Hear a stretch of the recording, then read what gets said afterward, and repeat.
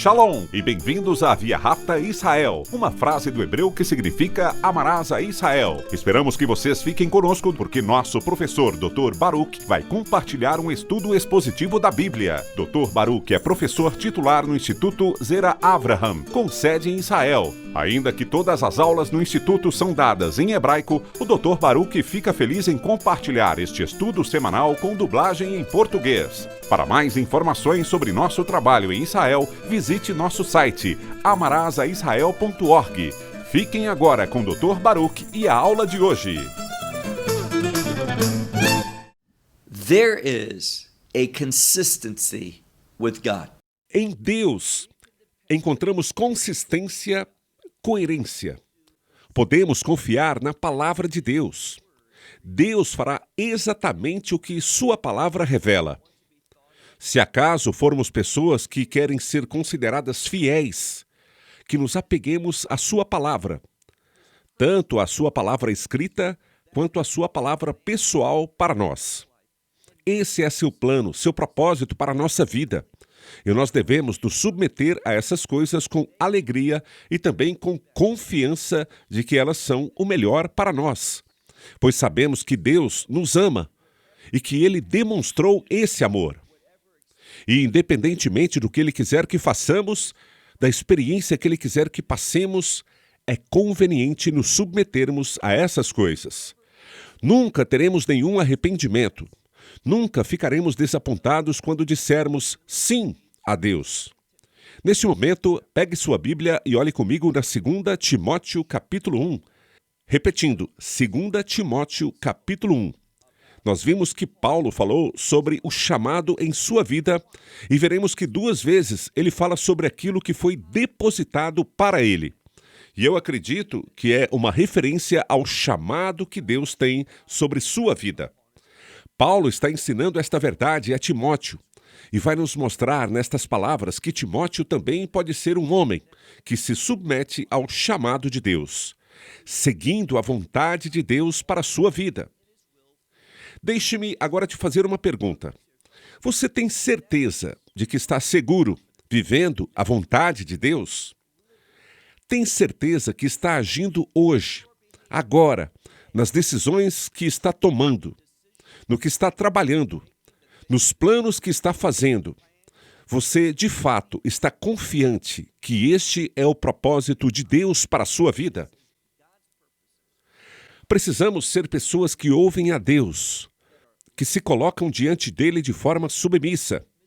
E se assim agirmos, ele verdadeiramente irá nos guiar, nos instruir.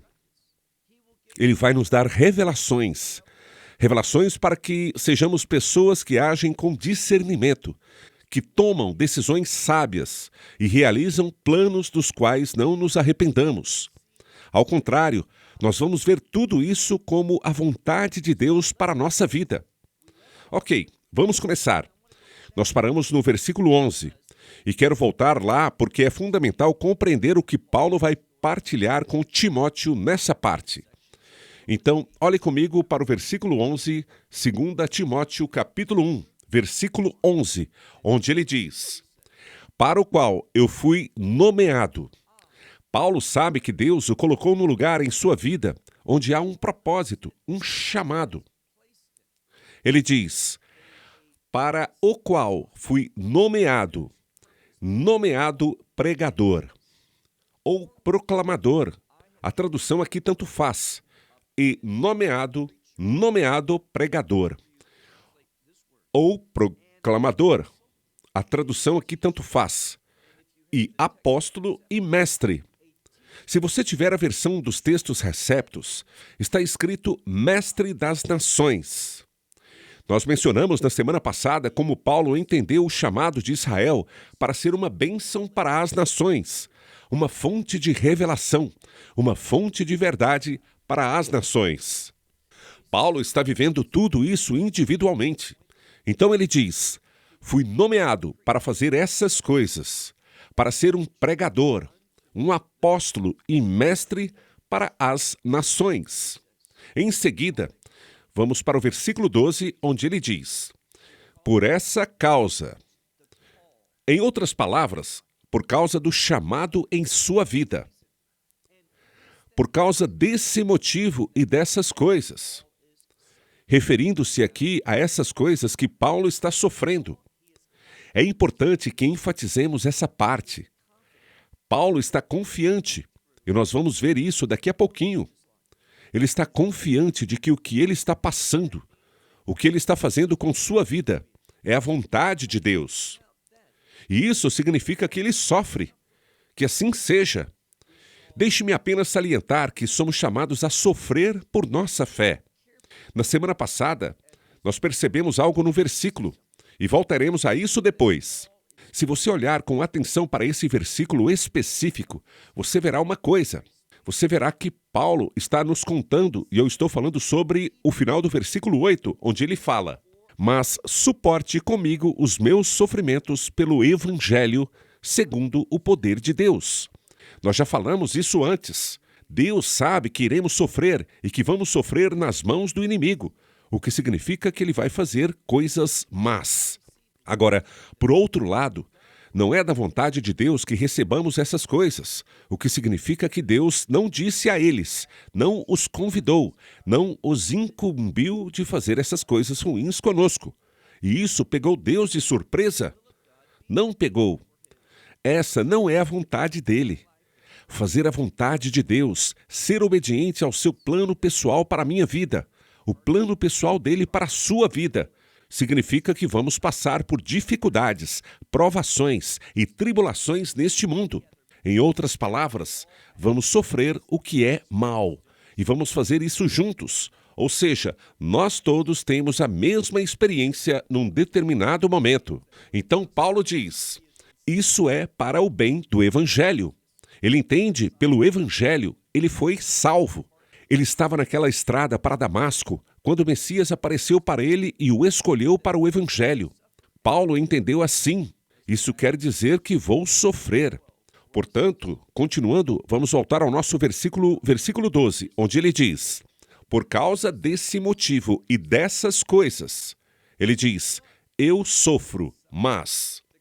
Apesar do sofrimento e do contexto, e nós teremos uma informação sobre isso daqui a pouco, Paulo passou muito tempo na prisão.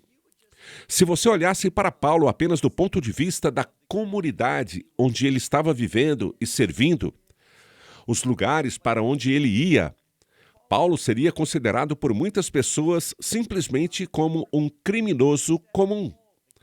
Lá vai o Paulo de novo, mas percebemos que ele vai dizer coisas e fazer coisas que o governo não gosta.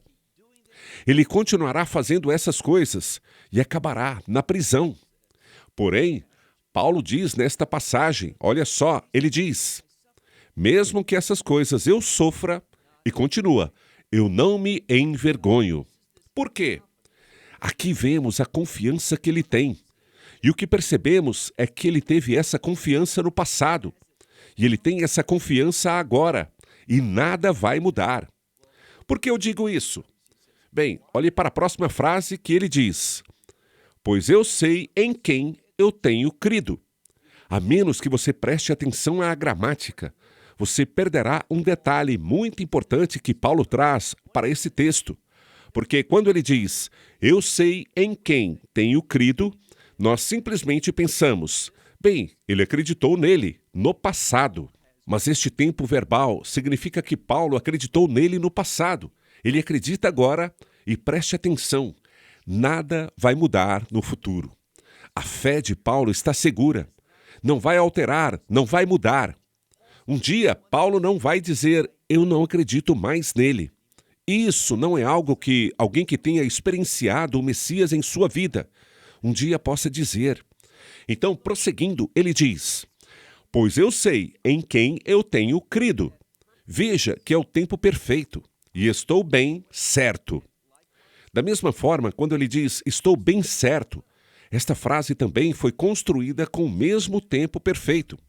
Ou seja, Paulo estava bem certo, ele ainda está, e ele vai continuar a estar bem certo dessas coisas. E o que são essas coisas? Em primeiro lugar, Paulo se baseia no fato de que tem certeza, está confiante, ele está bem certo, a respeito desse chamado em sua vida. Quando você entende a vocação de Deus para você, você simplesmente se sente contente com isso, mesmo que, como vemos com Paulo, isso signifique sofrimento. Um outro bom exemplo é do profeta Jeremias. Jeremias diz: basta. Toda vez que eu digo essas palavras, algo ruim acontece comigo. As pessoas não as aceitam, as pessoas não gostam e jogam sobre mim suas raivas, seus desgostos, com a minha profecia. Então ele diz, Jeremias diz, vai chegar um dia que, para mim, chega, não vou mais profetizar. E o que ele fala? A palavra se tornou como um fogo dentro dele, e ele teve que agir para liberar. É isso que estou partilhando com você. Paulo sabia a mesma coisa. Então, quando você estiver cumprindo seu chamado, sua vocação e a vontade de Deus para a sua vida, haverá paz e alegria. Embora, como Paulo diz aqui, essas coisas eu estou sofrendo por causa deste chamado. Mas, na verdade, não temos escolha, porque esse chamado é o que vamos fazer, independentemente das consequências. É isso que ele está dizendo aqui. Repetindo, pois eu sei em quem tenho crido, e estou convencido de que ele é capaz. É essa a consistência que Paulo entende sobre Deus. Quando Deus é capaz? Ele sempre é capaz. Existe algum momento em que Deus não será capaz de cumprir o que prometeu? Não, não existe. E tudo nos dá segurança, pois remete ao que eu disse antes, que é sobre essa consistência com Deus. Deus está lá. Ele será aquela rocha para a nossa salvação. Ele será a provisão. Ele será a fonte de luz. Em Deus nós podemos confiar. Então ele diz, pois eu sei em quem tenho crido e convencido de que ele é capaz. Depois ele diz algo que, na maioria das Bíblias, é traduzido como verbo, mas não é um verbo, é um substantivo. Ele diz, eu sei, continue a ler, ele diz, eu sei que ele é capaz de fazer algo, de guardar meu depósito. Esta palavra depósito, ou incumbência, é uma referência ao chamado que Paulo recebeu. E ele diz assim, eu sei que Deus é capaz de guardar, de me guardar, para que este propósito, este plano, esta incumbência, o que eu recebi, o que ele depositou para mim, este chamado em minha vida que vou realizar. Isso é algo que também nós devemos afirmar, que devemos ter certeza em relação a Deus. Nós já sabemos, a Escritura diz, a boa obra que ele começou em nós, ele é fiel para completar, ele é de fato fiel. Quanto a este chamado, nós atingimos esses propósitos se nos submetermos, se confiarmos, se caminharmos com fé, se agirmos sendo conduzidos pelas instruções de Deus e pela revelação de Deus. Quem ele é, que nos diz o que devemos fazer. Nós vamos saber que ele é capaz de guardar esse depósito, pois ele diz, meu depósito, aquilo que ele me confiou. Quando? Até aquele dia. Até aquele dia, geralmente é uma expressão. Quando vemos no Antigo Testamento, Beyom Hahô, até aquele dia, geralmente é uma referência ao julgamento. O que Paulo está dizendo? Ele diz, Deus me deu uma incumbência. Ele depositou em mim um chamado à minha vida. E Deus é fiel. Ele vai me manter neste propósito. Ele vai me fazer superar e me livrar de todos esses obstáculos, de todo tipo de dificuldades que vou enfrentar, de todo o sofrimento que eu estou passando. Tudo isso eu vou superar. Não vou permitir que isso me empurre para trás, que me derrote, que me desencoraje, que me faça desistir. Não, ele diz, Deus é capaz e ele vai me guardar até aquele dia. O dia do julgamento. Por que ele está mencionando isso? porque ele está falando sobre o dia do julgamento, talvez de uma maneira diferente da que você está pensando. Nós vamos ter esse dia. Existe um dia de julgamento para todos os crentes. Nós sabemos. Paulo diz em Coríntios que todos nós iremos comparecer diante do Bema, que é o tribunal do Messias. Para nós, não é onde vamos passar a eternidade. Isso já foi decidido. Quando foi decidido? No momento em que você aceitou o Evangelho. Quanto a mim, estou certo eternamente de onde estarei para todo sempre. Onde é esse lugar? Derradeiramente, no reino de Deus. Mas há um segundo aspecto da eternidade para mim, para você, para cada crente, que é o seguinte: Deus julgará nossa fidelidade com relação à incumbência, ao chamado de nossa vida, como também até que ponto nós nos entregamos, obedecemos, cumprimos, fizemos a sua vontade para a nossa vida. Haverá uma recompensa. O que ele está dizendo aqui é: estou confiante, tenho certeza de que ele é capaz de me guardar para que eu cumpra fielmente a incumbência que ele me deu, este chamado em minha vida. Tenho certeza que ouvirei essas palavras. É isso que Paulo está dizendo. Muito bem, servo bom e fiel. Ser um homem de Deus, ser uma mulher de Deus que vive de forma, preste bem atenção, de forma a agradar a Deus. Porém, se você não está caminhando na vontade dele para a sua vida, você não o está agradando. Você o está decepcionando. Você está fazendo algo que Deus não aprova. Portanto, observe o que ele diz. Veja agora o versículo 13. Basicamente, ele diz: seja um exemplo. Seja um exemplo significa que você conserve esse modelo, que você demonstre esse exemplo. Do quê? Ele usa bem uma frase que significa algo saudável, algo que é o que deveria ser, algo que atenda às expectativas de Deus. Então ele diz: conserva o exemplo, o modelo das sãs palavras que de mim você ouviu. Então, estou caminhando, demonstrando esta revelação saudável, estas boas palavras, essas palavras adequadas que Deus nos deu, que ouvimos de Paulo, que lemos em sua palavra, e o que isso vai gerar em nossa vida. Veja o que está escrito a seguir: na fé e também no amor que há no Messias e Yeshua. A fé tem a ver com compromisso. Quando você diz, eu tenho fé no Evangelho, você está se comprometendo com Ele. Quando você tem fé em Deus, você se compromete com Ele. Paulo diz, fé, e depois diz, também no amor. Se você tem algum conhecimento como observador da Torá, você certamente sabe muito sobre a Torá, ou seja, os mandamentos de Deus. Os 613 mandamentos que encontramos nos primeiros 5 livros da Bíblia. O que compreendemos aqui é que esses mandamentos, a Torá, eles são consolidados no amor. Você faz essas coisas porque você tem amor a Deus ou amor ao próximo. Então, todos os mandamentos da Torá estão relacionados ao amor. E o que ele está dizendo aqui quando diz fé, na fé e no amor? Essa fé vai fazer você viver de maneira que demonstre a justiça da lei. Não necessariamente de acordo com essa palavra, mas com o espírito, com a intenção desse mandamento.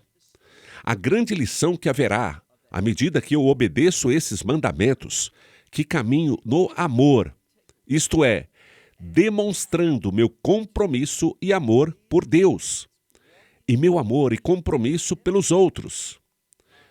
Quando faço isso, e lembre-se que conversamos sobre isso na semana passada, é quando a revelação de Deus será a mais clara, a mais grandiosa, e entenderemos cada vez mais sobre a vontade de Deus para a nossa vida. Então, nós deveríamos ser esse exemplo de palavras sãs, palavras saudáveis, que Paulo falou. Ele diz que de mim você ouviu na fé e no amor e no Messias e Yeshua. Versículo 14. Agora, o versículo 14 vai usar a mesma palavra que se refere a um chamado, uma incumbência, que é depositado para alguém e em alguém, um crente. Quanto à versão dos textos receptos, há uma raiz semelhante, a mesma, mas que é criada de forma diferente. Na versão Nestle Aland, é idêntica à palavra que falamos antes, esta incumbência, aquilo que é confiado ou depositado por Deus em nossa vida, esse chamado em nossa vida. Então veja o que ele diz aqui, o bom depósito, ou em outras palavras, essa boa incumbência, esse chamado. Ele diz, guarde aquilo que Deus nos deu para fazer, aquilo que Ele nos confiou. Pense assim, Ele é o mestre. Nós somos seus servos. Deus nos dá uma ordem, uma incumbência, um chamado para a nossa vida. E Ele diz aqui que é bom. Por quê? Porque está de acordo com a vontade de Deus. Então, este bom depósito, esse bom chamado em sua vida, Ele diz, guarde, conserve. Em outras palavras, leve isso a sério, aplique em sua vida. A questão é, como? Mas ele nos diz, continue lendo no versículo 14, pelo Espírito Santo que habita em você, ou seja, no presente. Por quê? Às vezes, o tempo presente é usado para mostrar consistência. Então, o Espírito Santo habita em nós, consistentemente, e Ele está lá para nos ajudar, para nos capacitar, para nos auxiliar. As Escrituras o chamam de Consolador. Ele está lá para nos ajudar a cumprir o que Deus nos incumbiu, o seu chamado em nossa vida. Então é assim que fazemos, mas precisamos ter, e esta palavra começa quando ele diz, conserva. Como ele coloca no versículo 14, ele diz, o bom chamado, que você guarde, que você proteja. E isso revela que é algo precioso, é algo importante. Preste atenção. Somente quando estiver caminhando em obediência ao chamado de Deus em minha vida, que a provisão de Deus, o seu poder, a sua perspectiva, tudo isso que precisamos para ser um servo fiel, nos será dado. Mas temos que estar caminhando em seu propósito, o seu propósito para nossas vidas. Deixe-me te dizer uma coisa. Todos nós conhecemos o versículo que fala sobre alegria. Paulo diz, eu sei o segredo de estar contente. Quando? Em todas as circunstâncias. Paulo fala sobre essa paz que excede todo o entendimento. E posso te garantir que esta paz, este contentamento e também essa alegria só é encontrada nessa incumbência que Deus depositou para nós, o seu chamado em nossa vida. É bom no sentido de que nos levará não apenas a fazer a vontade de Deus, mas veja só, a aceitar a sua vontade em nossa vida. E o que é essa vontade? Suas bênçãos, suas promessas, essas coisas boas. Vamos agora para o versículo 15. Ele vai falar sobre o fato de que, embora ele não se afaste, existem aqueles que infelizmente agem assim. E a falta de fidelidade deles não nos faz mudar, não nos faz fazer algo diferente, não nos faz ficar desanimados, desistir, ficar desesperados. Ele diz, você sabe disso. Agora Paulo está afirmando algo. Ele diz, vou guardar esse chamado em minha vida, esse bom chamado que Deus nos deu. Eu acreditei nele, fui convencido por ele, e nada vai me afastar disso, mesmo que ele diga, você sabe disso, que eles se afastaram de mim. Quem se afastou de Paulo? Todos os da Ásia. Depois, ele fala de duas pessoas, e elas são simplesmente mencionadas aqui. O que podemos supor sobre elas é que são crentes, fazem parte de alguma igreja na Ásia, e essas duas pessoas se voltaram contra Paulo. Um deles é um homem que se chama Fígelo. e o outro homem é Hermógenes. Então essas duas pessoas, Fígelo e Hermógenes, essas duas pessoas, não sabemos nada sobre elas além de que se voltaram contra, se afastaram de Paulo. Talvez tenham levado outros a fazerem o mesmo. Versículo 16. O que podemos esperar nesses tempos? Podemos esperar que Deus haja. Como? Ele diz que o Senhor conceda misericórdia, que o Senhor seja misericordioso com a casa de Onesíforo. A casa de Onesíforo. Aparentemente, esta é uma igreja doméstica. Talvez se refira a uma família ou a uma congregação que se reúne na casa desta família. E Paulo diz: Senhor, o que está subentendido é que todas essas pessoas na Ásia viraram as costas, especialmente esses dois indivíduos. Porém, aparentemente, esta casa, esta família, e lembra, eles são chamados pelo nome Onesíforo. Essas pessoas não fizeram isso. Talvez não é fácil estar com Paulo. Portanto, ele diz que Deus conceda a esta casa que ela conceda misericórdia. Por quê? Bem, porque ele está orando. Por que ele está dizendo isso? Porque muitas vezes Paulo diz, ele se reanimou, ficou renovado. A forma como você traduz esta palavra não importa, mas seu significado literal é elevar a alma de alguém. Porque ele me reanimou, e a corrente, que quer dizer o seguinte, a minha corrente, as minhas cadeias. Eu já havia dito antes que chegaríamos aqui. Paulo usa a palavra corrente como uma referência. Paulo frequentemente se encontrava preso.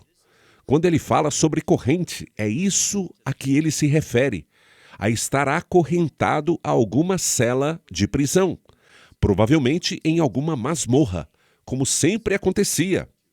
Então Paulo diz, olhe novamente, porque ele me reanimou, e também das minhas cadeias ele não se envergonhou.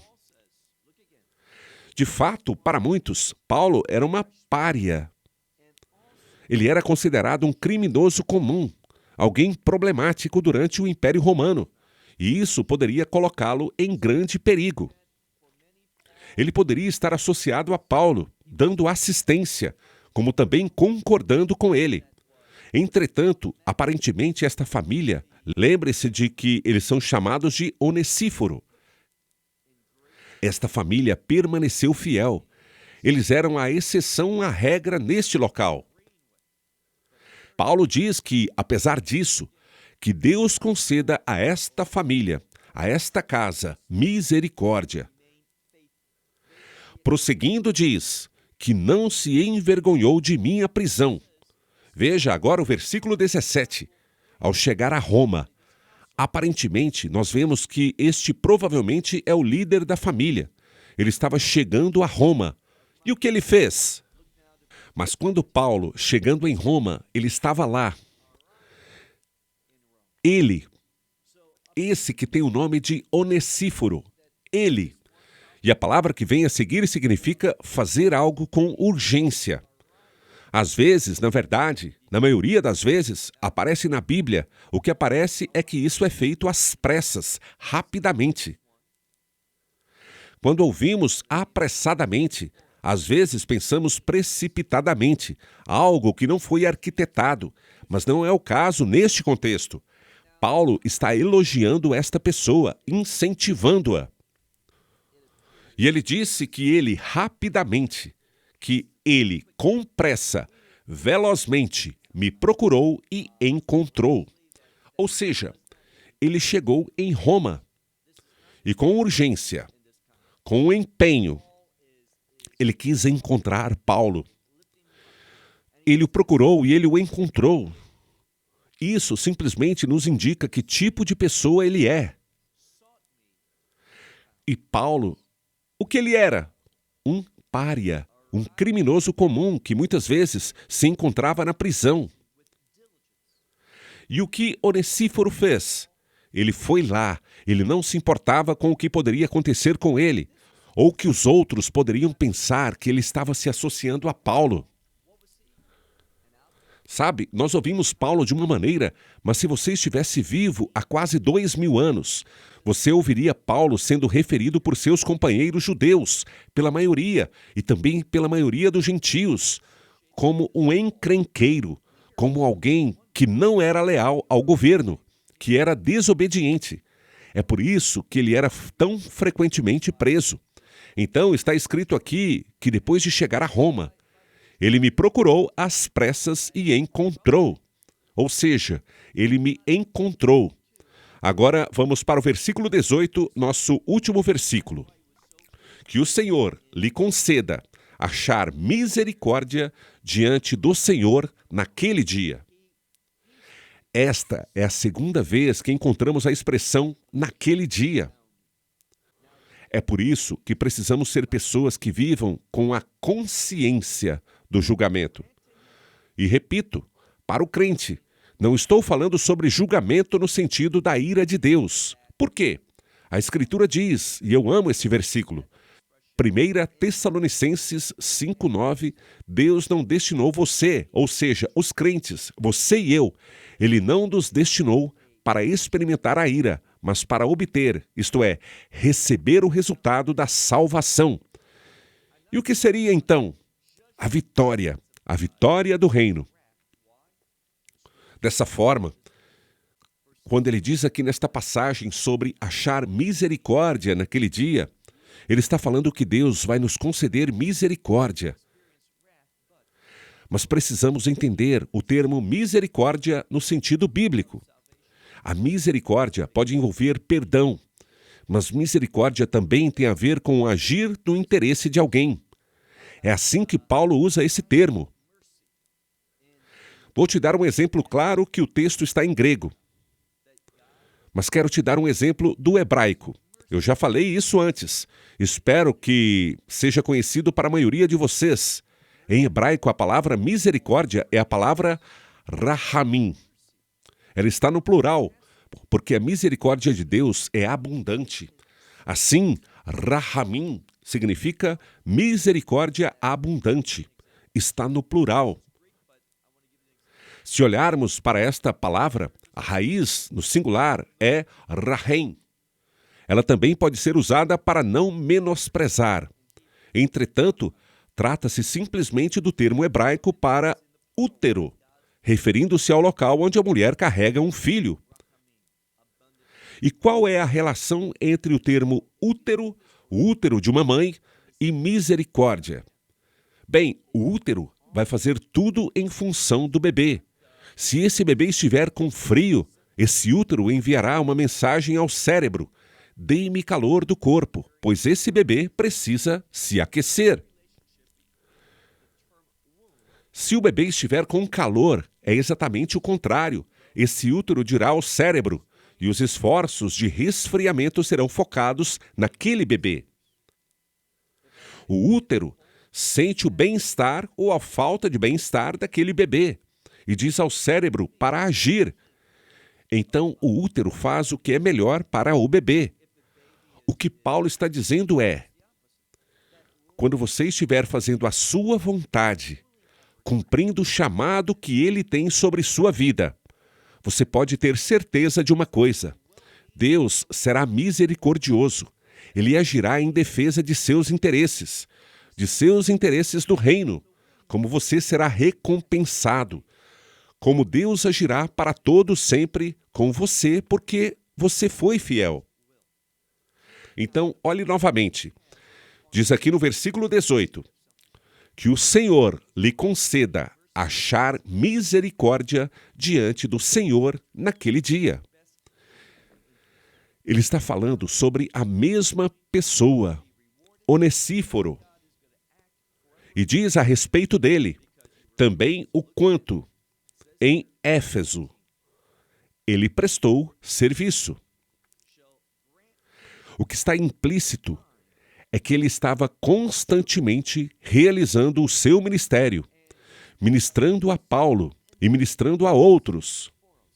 Então, Paulo diz, tornando pessoal aqui, ele diz, e o quanto ele me ajudou. E finaliza dizendo, você sabe melhor do que eu. Não seria ótimo ter uma reputação como essa? Imagina alguém dizendo sobre você, sabe, esse, e aí ele fala seu nome. Esta pessoa é uma bênção. Esta pessoa realmente me ajudou, me auxiliou, ministrou por mim no momento difícil. Esse é o tipo de testemunho que queremos que outros digam sobre nós, que fomos usados por Deus para sermos uma bênção. E a única maneira de você ouvir isso, um dia, é se você disser a Deus, Senhor, eu quero obedecer ao seu plano para a minha vida. Eu quero ser fiel a essa incumbência que você confiou a mim. Eu quero torná-la realidade, quero guardá-la. E vou fazer isso, pois estou totalmente motivado para ser uma bênção para os outros. Quero trazer glória para o Senhor. Quero ser alguém com quem o Senhor esteja satisfeito. Quero ser considerado como um servo de Deus. Agora, vou encerrar por aqui. Você se lembra como começamos? Tefilá Moshe, Tefilá le Moshe, Ishi, Rael Lohim. Essa é uma oração de Moisés, o homem de Deus. O que todos nós devemos nos preocupar, acima de tudo, é que devemos ser considerados por Deus como homens de Deus, como mulheres de Deus. Esse é o nosso objetivo. Deixe-me te dizer uma coisa. Quando você estiver apaixonado por esse pensamento, e quando você entender que sua vida é isso, que Deus te deu para fazer, que essa é a vontade dele, que é isso que ele me confiou, essa incumbência, esse chamado em minha vida. Quando você entender isso e você caminhar em obediência a tudo isso, eu posso garantir que você terá paz, haverá alegria, haverá contentamento, independentemente de como os outros respondem ao que você está fazendo. Se eles pensam diferente de você, se eles são seus inimigos, não faz diferença, porque você terá essa garantia. É isso que eu devo fazer, é isso que o sangue do Messias me salvou para fazer. Veja, o sangue dele nos salva não apenas para a eternidade. Ela faz parte disso, é uma parte maravilhosa, é a maior parte. Mas ele também nos salvou, nos redimiu, nos comprou, para que possamos realizar a vontade de Deus em nossa vida. E se você não estiver comprometido com essa ideia, que coisa vergonhosa seria completar sua vida, chegar ao ponto em que você sabe que a morte está próxima e ainda ter dúvidas. Será que minha vida realmente significou algo? Será que eu fiz o que Deus me mandou fazer? Ou será que eu perdi tanto tempo? Mesmo que você tenha apenas alguns dias restantes, aproveite-os. Vá perante Deus. Ore a Ele. Senhor, eu aprendi com o meu erro. Reconheço o meu egoísmo, minha indiferença. Provavelmente fui descuidado com o que deveria estar fazendo. Mas independentemente de quanto tempo eu ainda tenha, independentemente de qualquer habilidade que ainda possa ter, eu quero usá-la para a sua glória. Eu quero ser o seu vaso neste mundo. Deus se alegrará com isso. Ele será fiel a você. Termine bem. Termine sua vida de maneira que, mesmo que seja apenas por um dia, testemunhe nesse dia que você caminhou em obediência ao Deus vivo. Você nunca se arrependerá de ter obedecido o plano de Deus para a sua vida. Bem, eu vou parar por aqui. Até a próxima semana. Shalom, desde Israel. Stop with that. Until next week. Shalom from Israel. Esperamos que você tenha desfrutado da aula de hoje e que possa compartilhá-la com outros. Te convidamos a participar e nos acompanhar a cada semana, a esta hora e por este canal, em mais um episódio de Amarás a Israel. Para mais informações em português, visite amarasaisrael.org, onde encontrará muitos outros estudos realizados pelo Dr. Baruch. Até a próxima semana. Que Deus, nosso Messias e Yeshua, nosso Senhor Jesus Cristo, te abençoe durante a sua caminhada com Ele. Shalom, desde Israel.